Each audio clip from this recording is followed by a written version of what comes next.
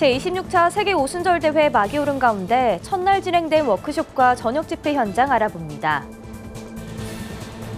제26차 PWC 세계 오순절 대회가 성령의 기름 부음을 사모하며 2일차 일정에 접어들었습니다. 여전히 내전 중인 시리아와 레바논에서 난민들에게 복음을 전하며 구제 사역을 하는 니하드 목사에게 현지 선교 상황을 직접 들어봤습니다. 교육부가 공개한 2022 개정 교육과정과 관련해 교계 주요 단체들이 잇따라 반대 성명을 발표했습니다. 코로나19로 잠시 중단됐던 구티비와 월드비전이 함께하는 체인지 더 월드 캠페인이 3년 만에 빛가운 교회와 다시 시작합니다.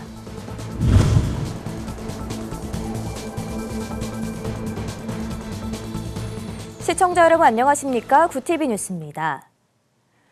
제26차 세계 오순절 대회의 막이 오른 가운데 첫째 날인 오후에는 11개의 워크숍이 진행됐습니다. 이번 주제가 다음 세대의 오순절 부흥인 만큼 강사들은 다음 세대의 성령의 역사가 옮겨져야 한다는 것을 강조했습니다. 자세한 내용 우한나 기자가 보도합니다.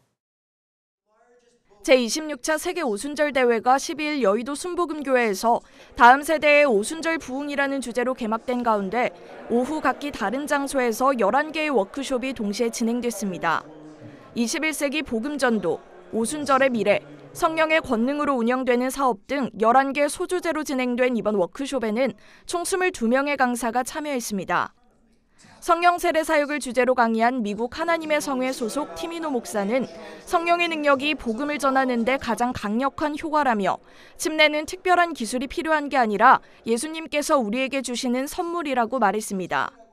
그러면서 성령을 받기 위해서는 머리로 움직이지 말고 마음을 따라 열정을 다해 기도해야 한다고 전했습니다.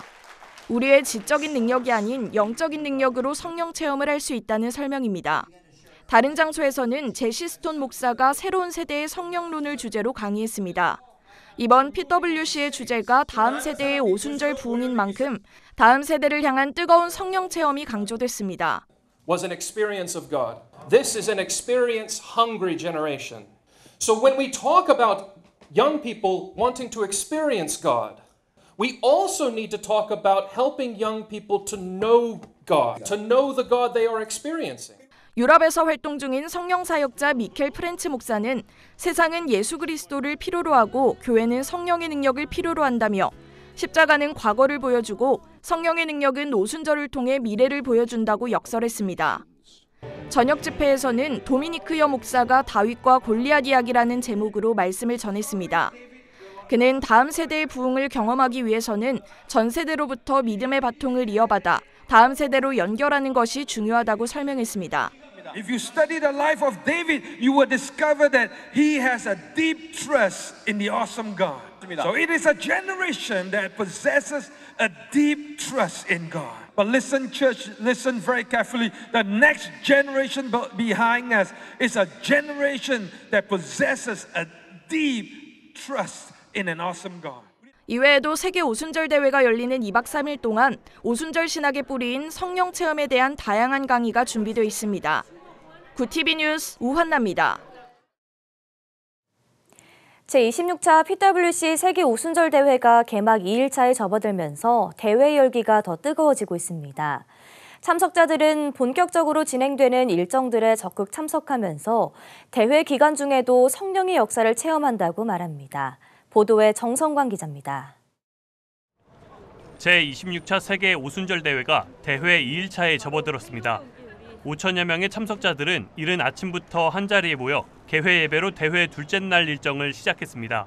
설교자로 나선 국제 하나님의 성회 총감독 티모시 헬즈 목사는 오순절 성령운동의 부흥의 역사가 다시 한번 이 자리에서부터 시작되길 바란다며 성령의 기름 부음을 사모하자고 강조했습니다.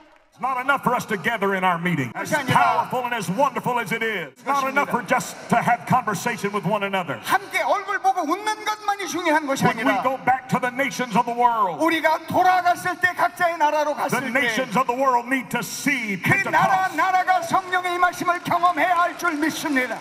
둘째 날 오전 이어진 워크숍은 전날과 동일한 11개의 주제로 각기 다른 장소에서 동시 진행됐습니다. 21세기의 복음전도부터 코로나 이후 교회 공동체 등 주제마다 2명의 강사진이 포진해 더욱 풍성한 워크숍이 마련됐습니다.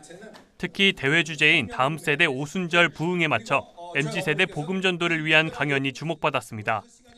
강사로 나선 브라질 출신 테오 하야시 목사는 자신이 혼혈로 살아오며 방황할 때 하나님을 알게 됐다며 혼란스러운 세상 속에서 MZ세대가 진정한 그리스도의 정체성을 찾아가길 바란다고 설명했습니다.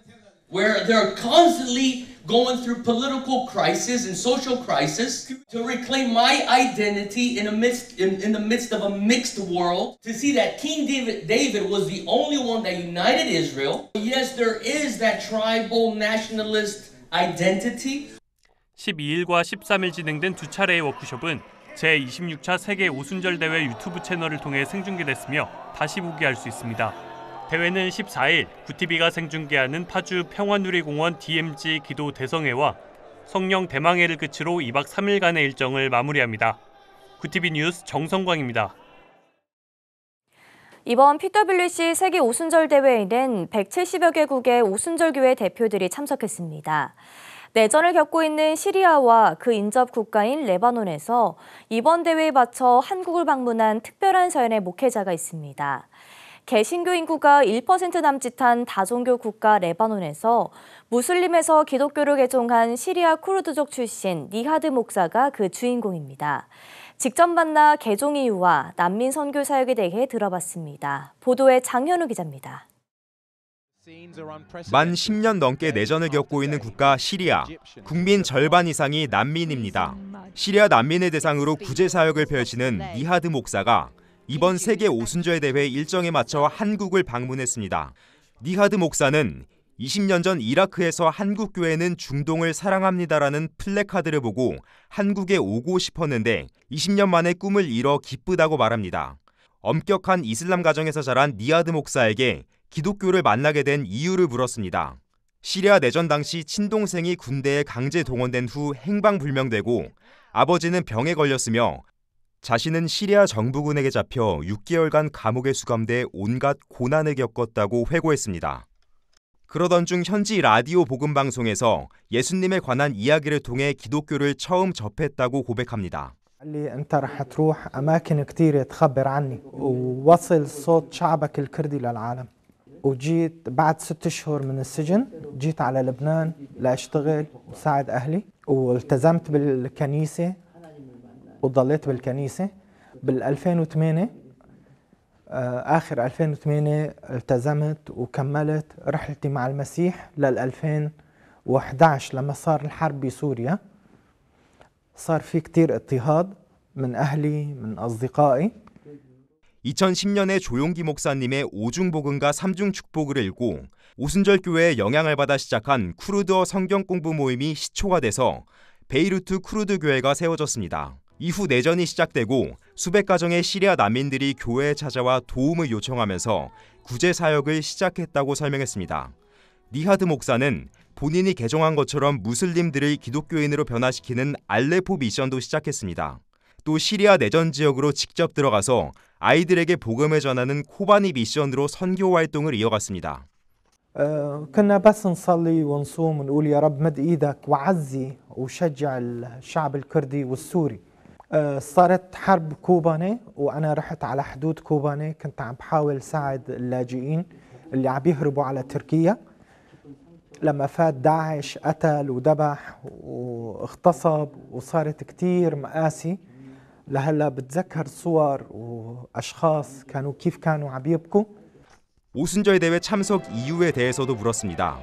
6.25를 겪고도 부흥이 일어난 한국교회는 레바논 교회의 좋은 본보기와 큰 격려가 된다며 순복음 교회의 체계를 배워 시리아와 레바논에도 성령의 바람이 흘러가길 바란다고 설명했습니다.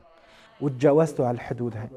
ربي يبارككم. بصلي انه تكون فرصة ثانية كمان بالايام الجاية لحتى نخبر اكثر واكثر شو الرب عم بيعمل. 끝으로 수도 베이리트를 중심으로 레바논 전역에 흩어져 있는 난민들과 시리아에서 방황하는 이들에게 복음을 전하고 싶다는 포부를 밝혔습니다. 구티비 뉴스 장현우입니다. 교육부가 공개한 새 교육과정과 관련해 교계 반대 목소리가 이어지고 있습니다. 한국교회 총연합과 사학법인 미션 네트워크는 최근 공동성명을 발표하고 2022 개정 교육과정에 대한 재논의를 강하게 촉구했습니다. 두 기관은 시대의 변화를 담는 개편이 필요하지만 이번 교육과정은 취지와 달리 심각한 문제를 안고 있다며 현 개정이 왜곡된 가치관을 학생들에게 강제하고 있다고 규탄했습니다. 두 기관은 특히 이번 개정에 포함된 왜곡된 성교육과 논란이 된 고교학점제 등을 지적하며 해당 내용의 전면 폐기와 재검토를 요구했습니다.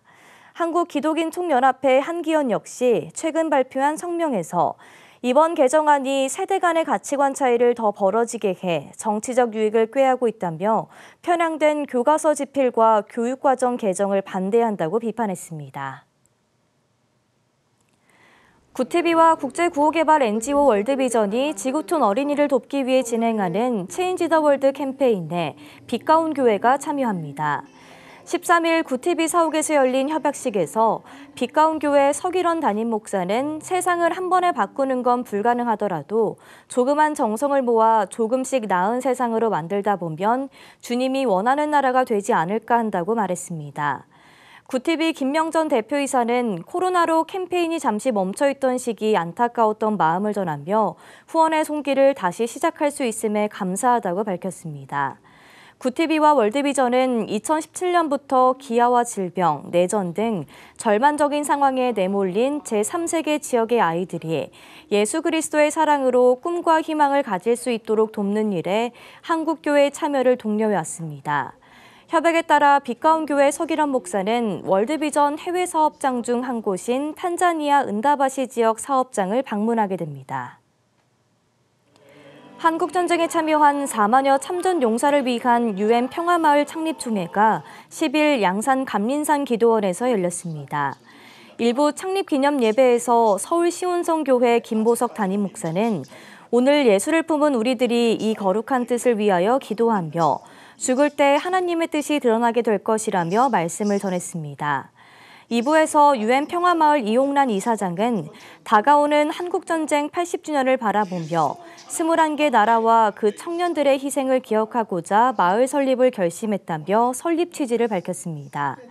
마을은 참전 국가별 기념하우스와 자료전시실, 세미나실, UN 평화광장, 21개 참전국 힐링센터, 참전용사 전문 요양병원, 수목원 등으로 꾸며집니다. 새빛 낮은 예술단은 이달 15일 오후 6시 경기 용인시 처인구 새빛 브랜던 기념관에서 빛을 들고 세상으로란 주제로 제13회 정기음악회를 개최합니다.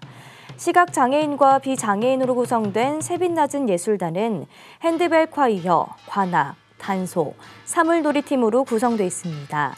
이번 음악회는 새빛 맹인 선교회 창립 44주년을 기념하는 행사로 입장료 없이 참여 가능합니다.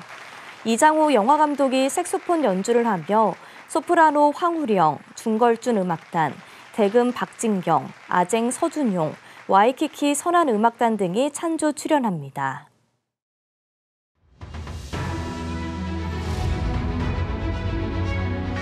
오늘의 이슈 포커스입니다.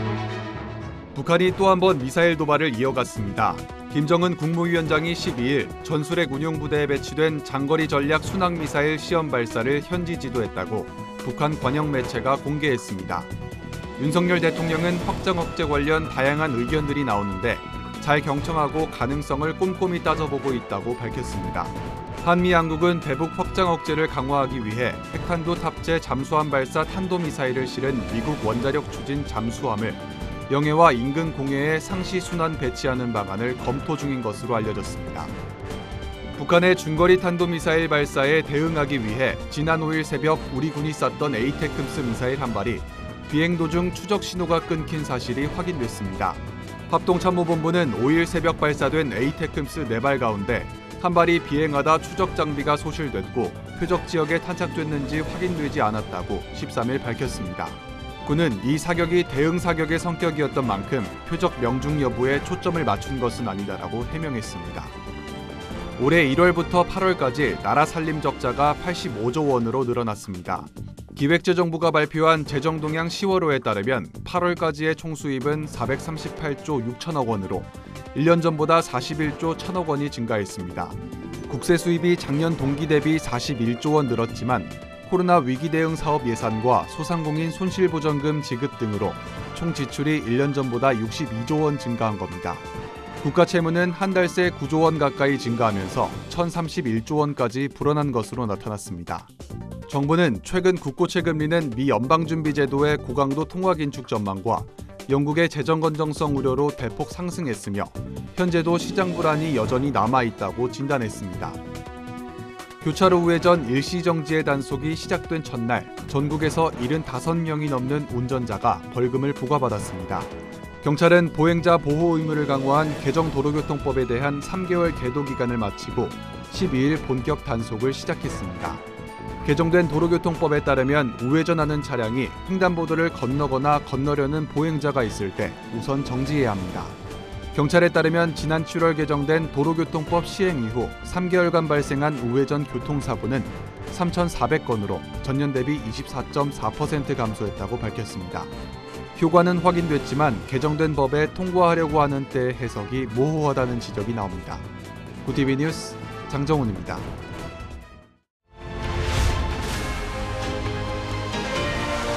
구티비 월드와이드입니다.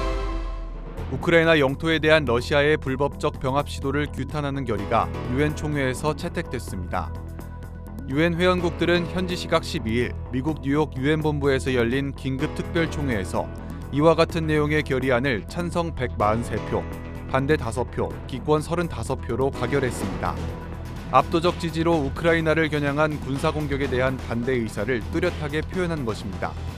결의안은 러시아가 우크라이나의 4개 지역에서 실시한 주민투표를 국제법상 효력이 없는 불법 행위로 규정하고 러시아의 영토병합 선언도 인정하지 않는다는 내용을 담았습니다.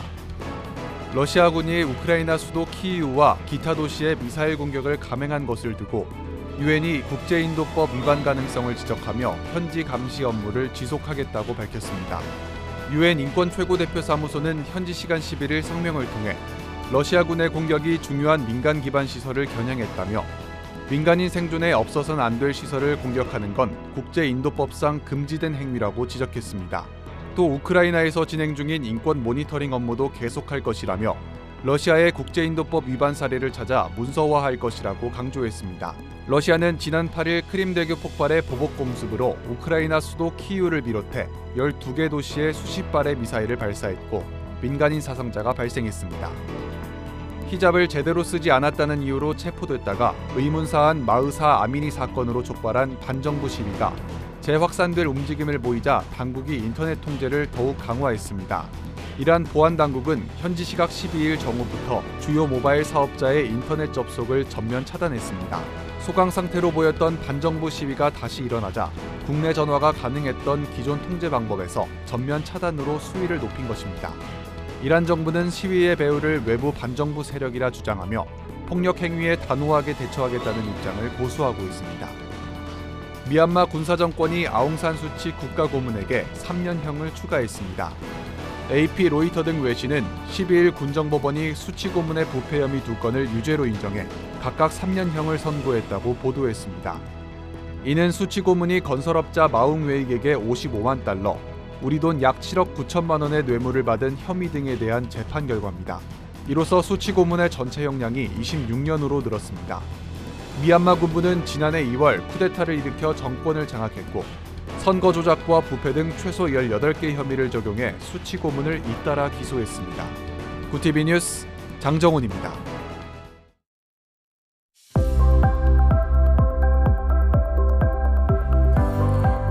내일은 연일 이어지던 추위가 끝날 것으로 예상됩니다. 가을볕이 내리쬐면서 온화한 날씨가 이어지겠는데요. 다만 해가 지고 나면 금세 쌀쌀해지니까 겉옷으로 체온 조절 잘 해주셔야겠습니다. 이어서 전국 날씨입니다. 내일 한낮 최고 기온은 서울 23도, 강릉 13도가 예상됩니다. 남부지방은 광주 22도, 부산과 제주는 20도를 보이겠습니다. 날씨였습니다.